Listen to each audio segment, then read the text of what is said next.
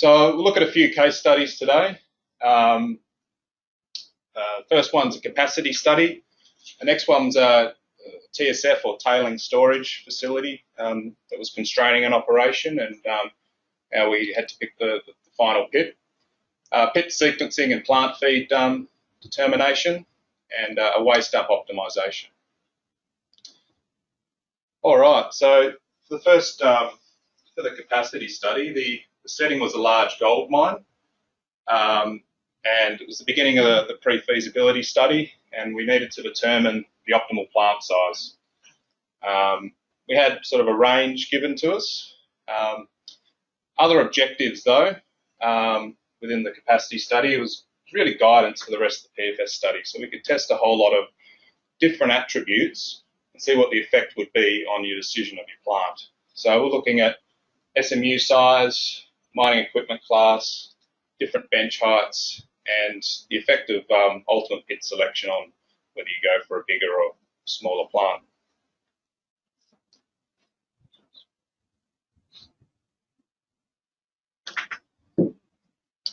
So before you can start playing around all these fun things in Minemax, got a little bit of work. So this is what we use Datamine for. So we've taken the resource model, 3 different SMU options. We diluted in Studio OP using regularization. So we've got our block models coming into the pit optimizer. Wanted to trial a few different mining fleet sizes, all with different associated mining rates and unit costs. So we've got some benchmarking data, so we're going to bring that in as well. And then finally, the METs have given us sort of a range, 6 different plant sizes, sort of bookends, small and large, and then everything in between, and a whole lot of unit costs, the recovery data, and initial capital. So you bring all that in, and you've got 54 different combinations. Sort of have a look at, maybe you're not going to have the smallest fleet with the largest plant. So we sort of whittled it down to about 16 different options to take through to optimization. Usual sort of process there, evaluate your results, stage selection, and generate the Minemax inventories to then play with. So in Minemax, as I mentioned before, you can sort of bring all these things together. So important aspect of Minemax is the constraints you can apply to your mining sequences, setting stage precedents so you're not undercutting or mining things too similar. You can set your min, leads, and lags. So bringing in your staging precedences, bringing in different mining inventories. So for the Minemax build, you focus on one particular model. Once you've got everything working, it's pretty easy to clone and duplicate and then re-import a different inventory. Mining costs, so you can bring it in your block model, or you can apply it later in Minemax. But I suppose for each different fleet, you can have a different unit cost, which is being used by the financial modeler within Minemax. Grade bins, so depending on how you want to split up your ore body, you can define what grade bins are coming into Minemax. It's fairly easy to test different options as well and see what the value is. Processing unit costs, again, that's going into your financial inputs. So you can have fixed and variable, initial capital if you want. And then the mining constraints, and pretty much constraints for anything you want to put a process in for, you can put a constraint on it. So total movement, mill targets, vertical rate of advance, stage limits, whatever you want really. And there's that flexibility why it's sort of our go-to when we're trying to evaluate at the strategic level. So scenario options for this this study. So throughout the capacity study, we looked at 64 different options. So a few of these was the impact of ultimate shell selection. So weren't really sure, if we go revenue factor 0.7 or 0.8 or 0.9, does that change our decision on the plant size? Impact of inferred material resources on the plant capacity selection. So there's a large inferred proportion of material there. If that converted or didn't convert, would you change your mind? Do we need to wait for more drilling results? Class of the mining fleet, we can't get ultra class and we can only get large. Does that change our decision? And bench heights and SMU. So interesting, bench height was a real big one on this. If you couldn't get the vertical rate through the ore body, it didn't really justify going for a bigger plant, so you need to make decisions around that. All right, so the output. So over here we've got NPV on the vertical, and the horizontal we've got plant size. The different colours here represent different SMU options, so the smaller, the medium and the large. We can see that there's a large jump up for the larger block size, so a significant increase in value if we go larger and tending towards the larger plant size.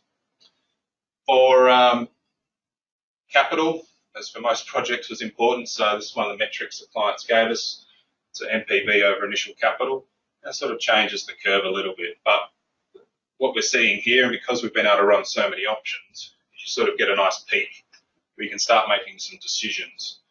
I suppose the key thing for us, we're sort of looking in this band here, and whether you go for the small bench, the medium or the large, it's probably still the right decision to make. And the benefit of having all these different schedules to support this is knowing the outputs had a practical schedule to back them up. So for each dot on the graph, you've got a series of charts you can show the client to really explain what's going on. What does the mining rate look like? What's the milling, the stockpiling, grade profile, the whole lot. So you've got a lot of supporting information that fine, you can sort of go, oh, this is about where we want to go, but what's the underlying schedule look like?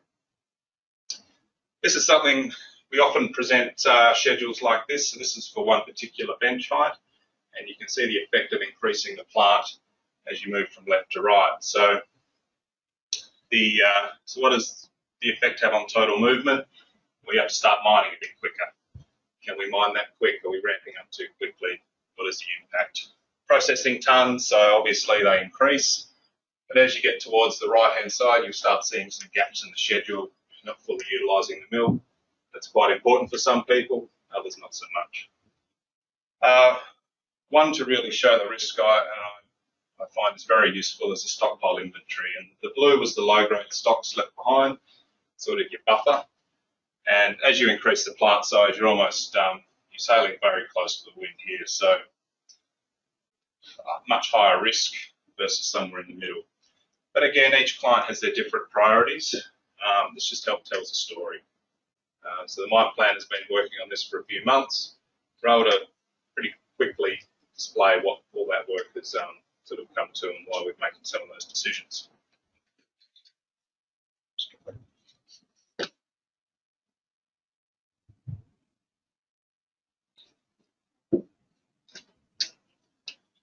So outcomes of the study, so provided guidance on the plant capacity to allow the PFS to progress. I really didn't want to go any further until we made a firm decision on that, so the engineering team could start getting the costs together. Demonstrated that the selected plant capacity was robust in terms of final pit selection, conversion of inferred material, and mining equipment, and allowed the study team to set the basis of design, which as consultants is really the thing we're trying to do at the start of a project, just get all the parameters set. So Minemax allowed us to complete the study at a level and detail of confidence that the client expected for the magnitude of investment decision. So really gave us the confidence to give them a good quality answer, and they could see the amount of work that was gone into it, and we could explain all the different factors. So it was a very successful study, and without Minemax it would have been a much harder endeavour. All right, so that's the first one. So the next one, it's much smaller scale. So it was a TSF constrained pit or operation. So it's an existing operation, and it can only expand the TSF so much. There was no option to go any bigger.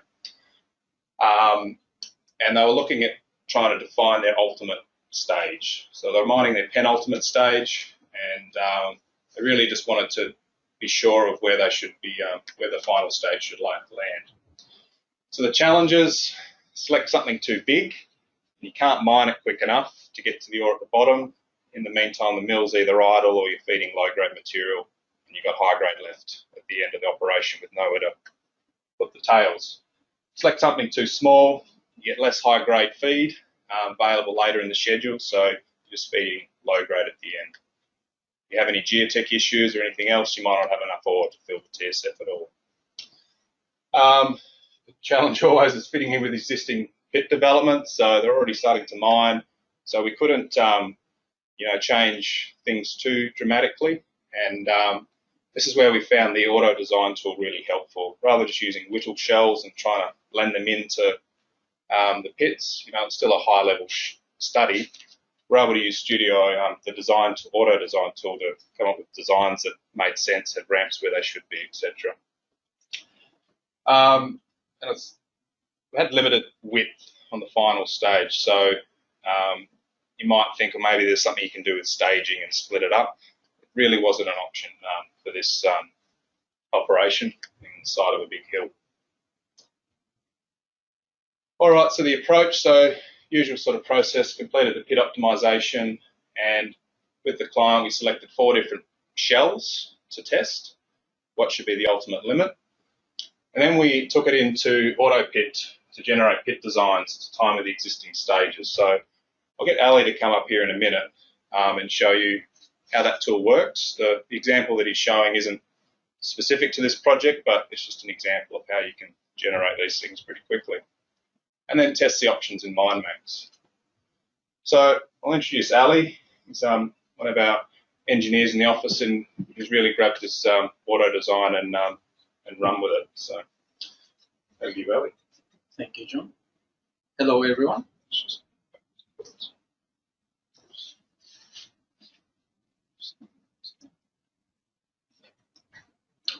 Hello, everyone. I'm Ali. As Ashton and John said, I'm dealing with pit optimizations and pit designs, AMC. I've been working with AMC over 2 years. And then today I will demonstrate how we use AutoPit, Studio OP. And then before I start my demonstration, I want to tell you why I find AutoPit is super useful and game changer for myself and for my company. In AMC, we don't like, or we try to eliminate the repetitive works because we spend a lot of time in repetitive works. With auto design mostly do the repetitive works for you, so you don't have to spend that much time for the string generations and pit designs. So I'll quickly show you 2 designs today. At first we'll design a smaller pit, then we'll design another pit. So here we go. In the first part, we'll set up the project. In here, I'm just defining the names, layer names, and then in here we assign the topography. Here you see my project topography, and then we assign the block model, because you can read all the geotext from your block model if you want to, or you can define by yourself. And then we're defining our benches and berms.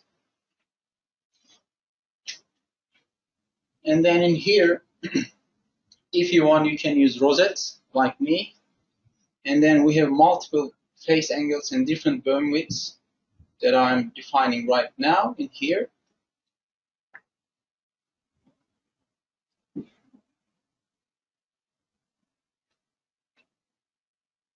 And then you can change these settings whenever you want.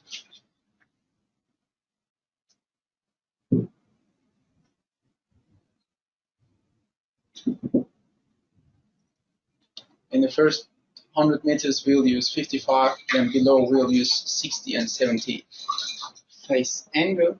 And then in this part, we're defining our berm and bench configuration. So we have berm in every 20 meters. And in here, I'm defining my berms. And I have just one geotech berm in 1400. And I'll simply change the berm type to catch berm. So Datamine reads it's a catch berm. And after that, we're all ready to go. Let's start to design. This is my pit shell from Whittle. And then I'll quickly go to the bottom part of this pit shell and then digitize the string. At first, I'll go to the eastern pod and going to the bottom part. I quickly digitize this string only and then just press recalculate, and it generates all the string for me, so I don't have to deal with it. And I'm going bench by bench, see the relation with my pit shell. And I want to expand this area, simply adding this constraint, and again press recalculate, so it does it for me. I'm checking the pit shell, and I have another port in the western side. I put my constraint, recalculate, and then it generates. I'm just smoothing the corners.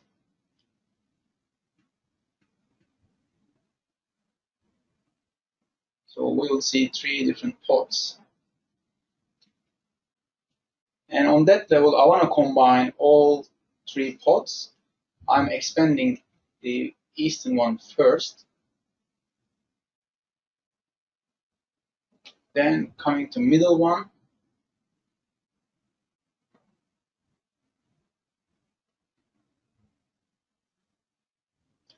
I did it, but I still have some sharp edges and corners. Try to make smooth as much as possible. And we still have a gap between 2 pots, and in here I'm combining these 2 pots. And now they're combined. I simply press my button and it's done. Now it's almost done.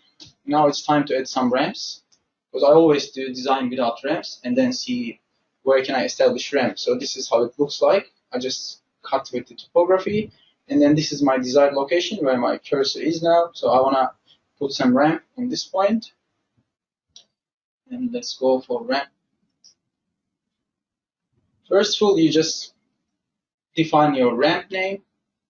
I call this one is F1 and set my gradient to 1 in 10, and my ramp will be 24 meters. And let's put it. So I want to confine the end position in here, but I still don't like the position. So simply clicking change the moving position, I can move my ramp and see the outcome. And I'm still not happy with my ramp. I'll change it again. And one more time. I think now it's fine. I'll simply edit the excess of my bottom section. I add this small constraint and generate, and now it's fine. I'll expand these areas.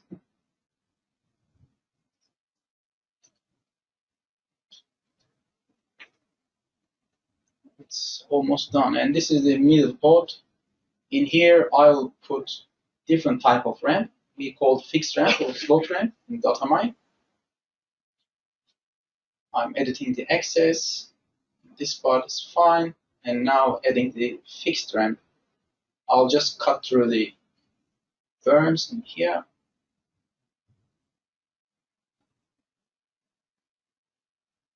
And try to make it a little bit smooth, and press my button, and it's done. So I still have some small sleeve in here. I'm updating this one as well. And now it's almost done, but we still have no access to western port. Without having ramp, I'll just combine these 2 ports in the bottom section. I go here.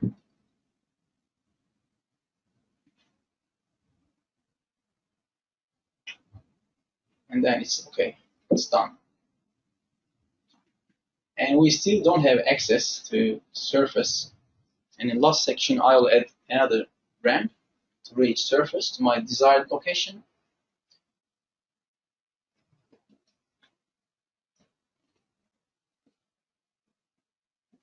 Let's cut the surface before adding ramp.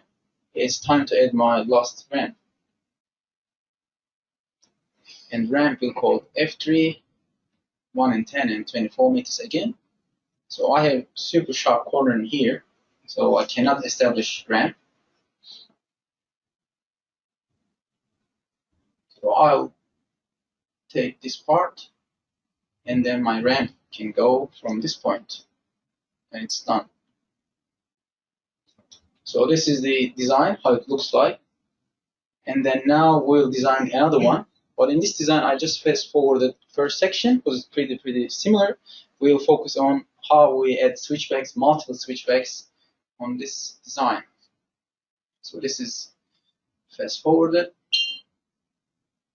simply add my constraints.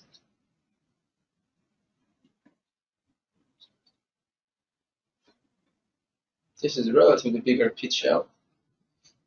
And at the end, we will have 4 different independent ramps. Now it's time to add some switchbacks.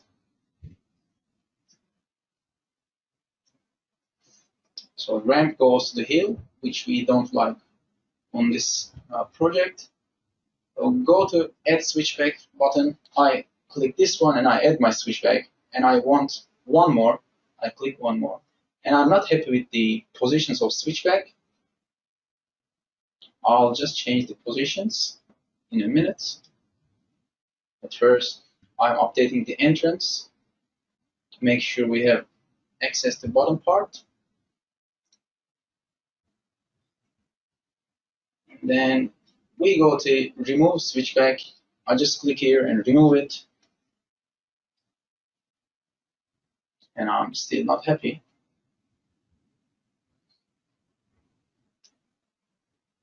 And I check with topography, and that looks okay.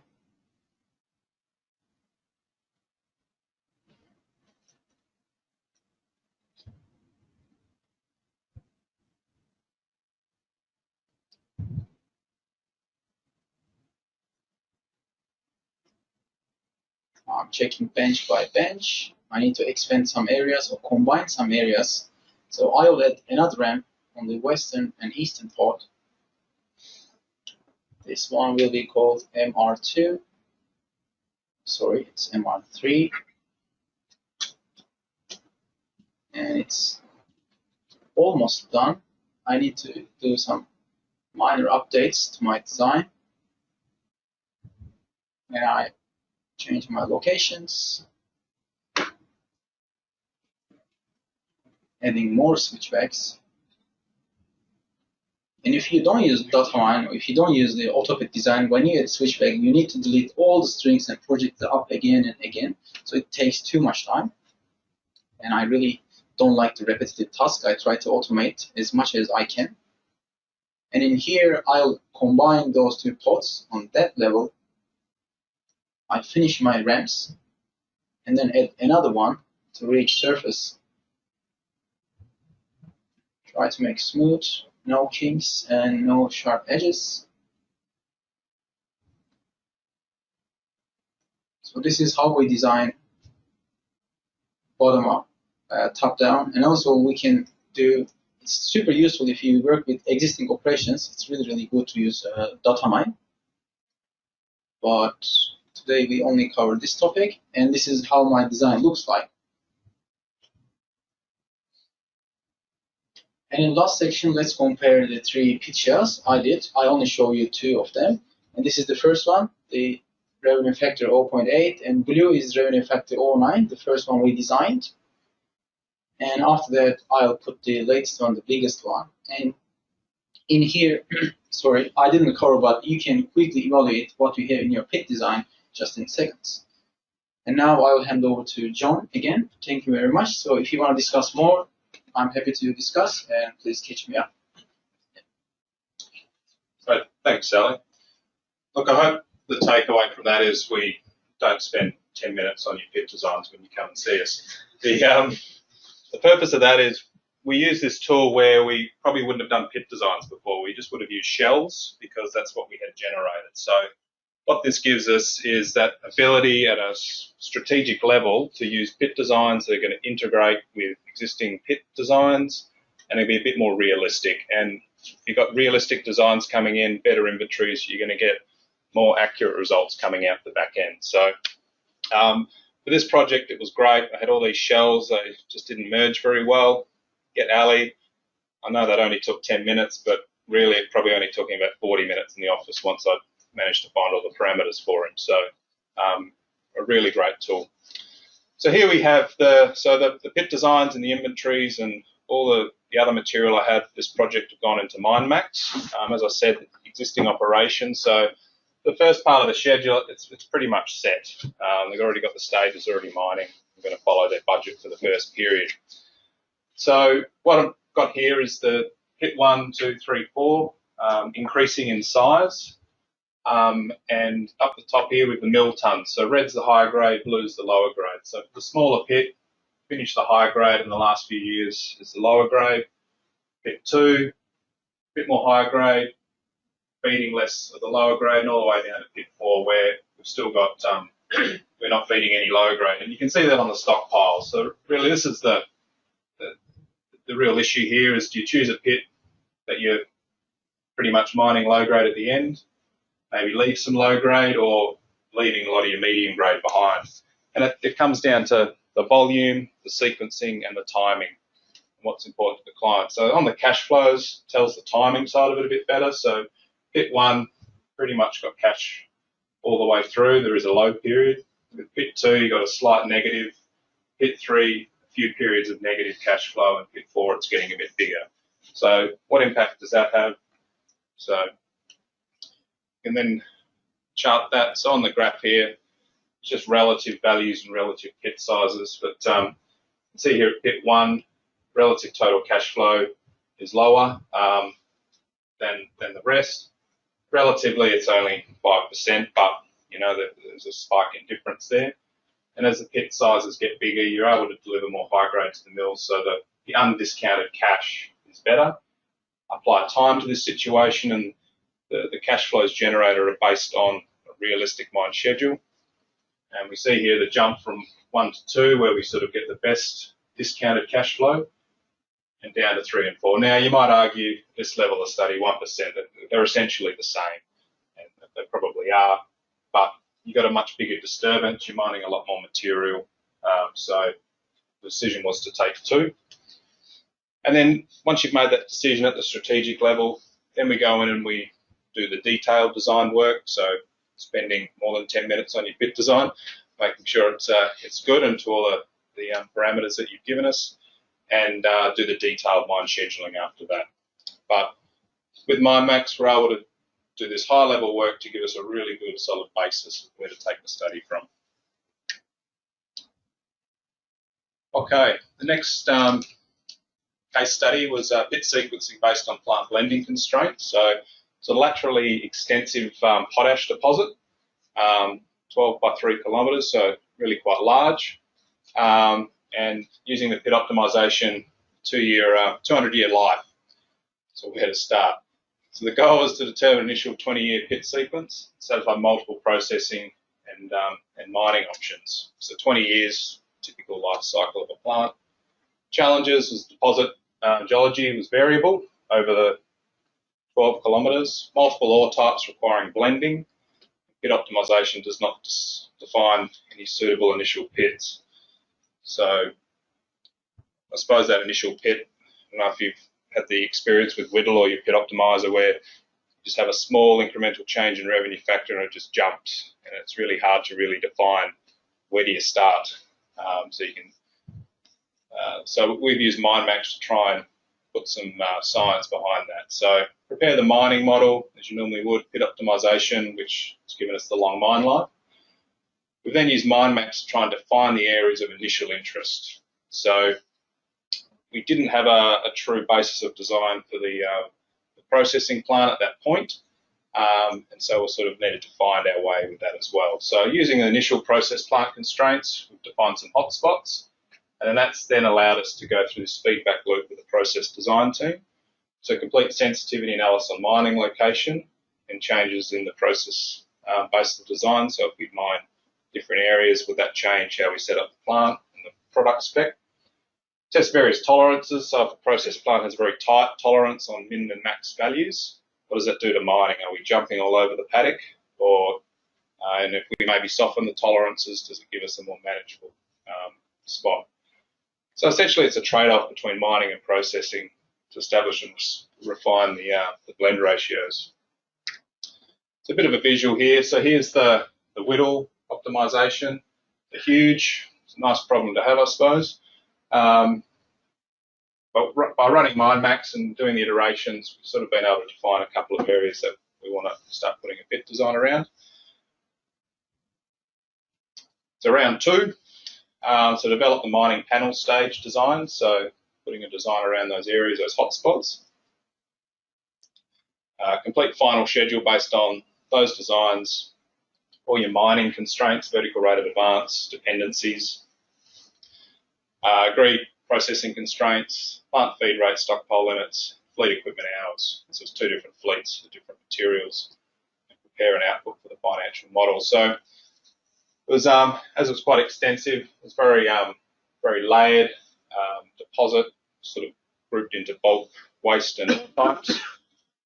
The Minemax setup needed to take into consideration the different blends. So all 1, 2 went into stream 1. I'm told not to say, but it's like a big salty soup, and technical term.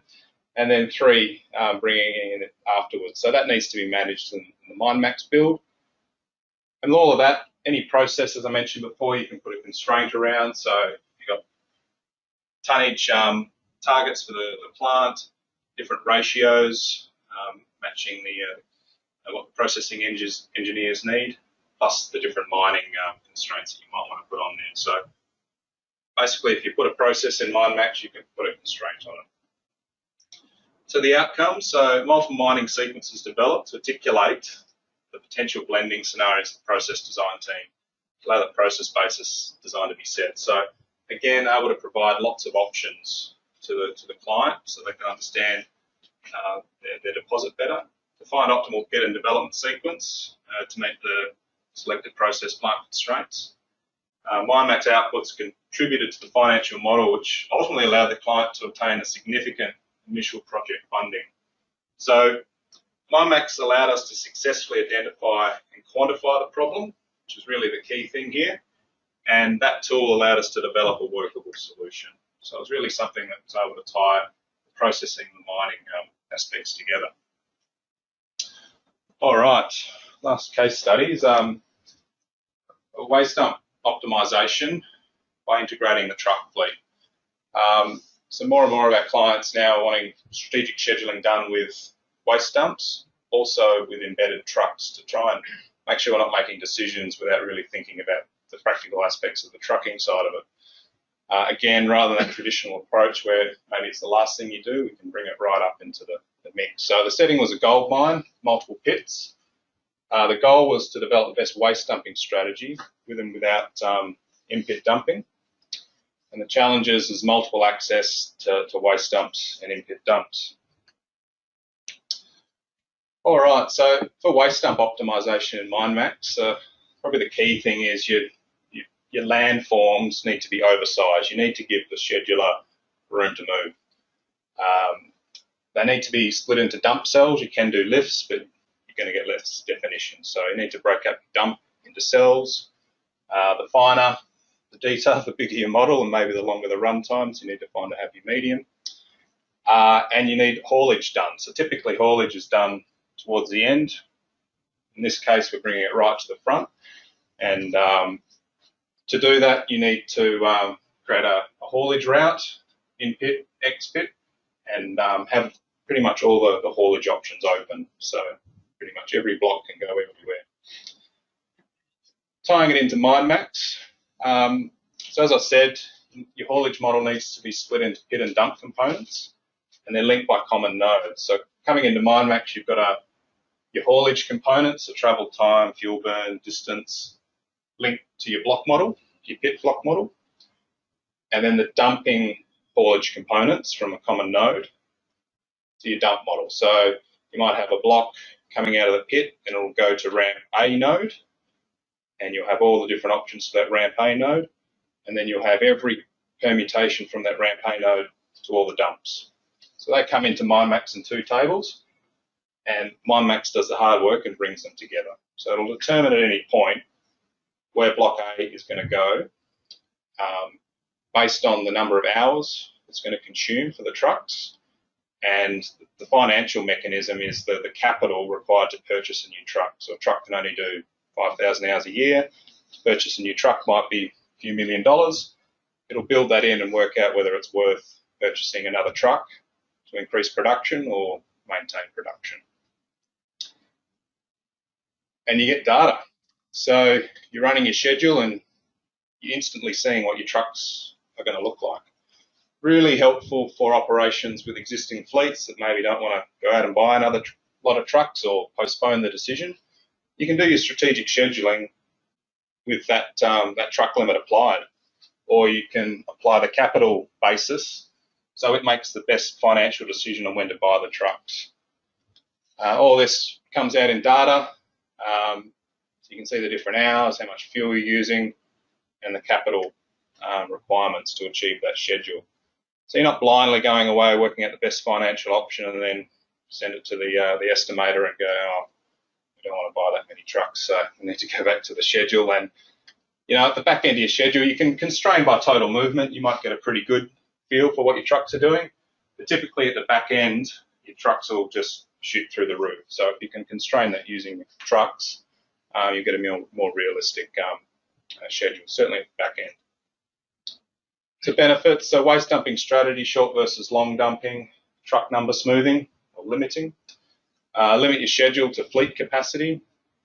With the dumps, you can start introducing any waste rock characteristics that you might have and sequencing at the strategic level.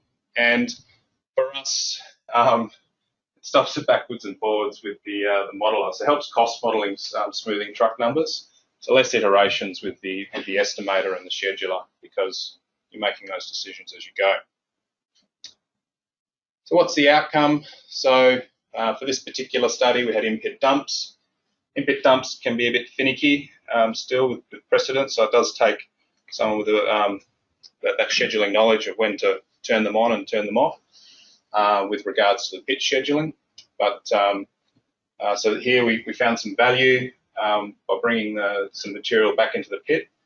And you can see here you've got your oversized landforms and your purple area is the optimized landform. So you've got a defined optimal waste dump landform and a sequence for each schedule option. This case was about 15 million MPV improvement. And yeah, truck hours calculated for each scenario and optimized based on capital expenditure. So this is a really good way of bringing in that haulage component into your strategic schedules and just reducing the number of iterations and giving you more and more options. So look, thanks for listening today. I've got a few people here from AMC if you want to talk about any of the case studies. It's not all my work, it's a bit of a summary from across the company. We've got quite a growing history with Minemax now, so we've tried lots of different applications of it. So great, thank you.